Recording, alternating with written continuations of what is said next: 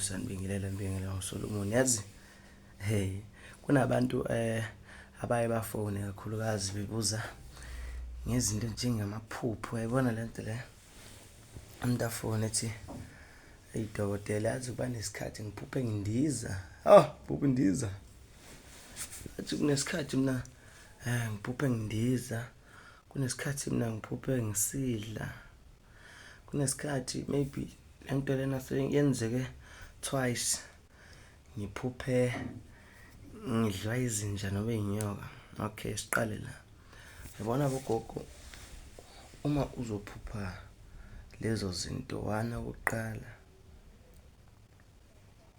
okokuqala uzophupha undiza, yonke le nto leyo isuke inabotikoloshi lo mpilo leyo phakathi.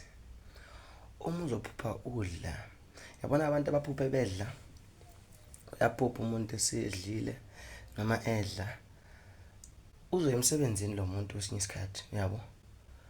Nangafika emsebenzini vele lesicanulo lesi sesiyaphenduka siyaziveza ukuthi no, ngesikhathi uphupha usidla wena, kungalesikhathi bebekudlisa ngale mpundulo noma kungalesikhathi bebekudlisa ngale yilwane, yabo.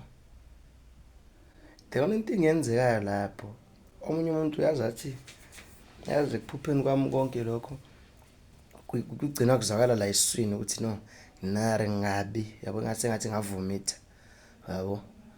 Lapho bebekushaya.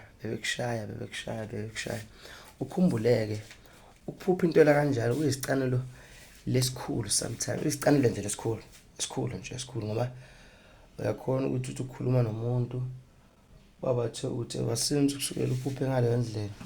Abantu abafuna ukuzwa lutho kuwena nje sokuyanyanyeka ebantwini, yazondeka kwesinye isikhathi uthola ukuthi bebekudlisa bekufakela ukuthi, yabona, bakudlisa ngesilwane ulele.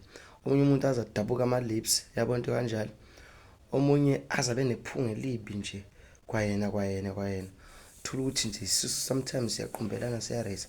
Labo bantu labo kunembiza abayidingayo ke enginayo mina, linamandla kakhulu for labo bantu labo, ngoba uyakwazi la emhlabeni ukuthi bakushaye nje bakudlise nangesilwane, yabo. Labo bantu nje ngisakhumbula kahle nje bayasizakala. Iphupha inyoka, izinja zisida zikuluma or zikuphelezela ngaleyo ndlela nje zikugijimisa, kunokuthi phakathi kunezitha lezi kulandelayo ngendlela eyisimanga, yabona into kanjalo. Ngayithokozani bogogo, ngeke ngiqede. 072 744 7804. Ngitholakala Eastern Cape Province, emampondweni eLusikisiki, Unity Park. Njengamanje I'm in Durban for shooting Dokotela TV. Sanibonani kusile vele. Ithi mina Makhosi, namhlanje ngibe Tuesday emnandi. Nanoma ukuphi wena ubona le video, thokoza.